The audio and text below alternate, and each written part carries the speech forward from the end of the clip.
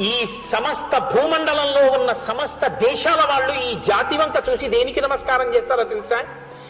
ఒకసారి మూడు ముళ్ళు వేస్తే ఇక్కడ ఒక ఆడది ఒక మొగాడు జీవిత పర్యంతం అంతే, వాళ్ళిద్దరి మధ్య అనుబంధం.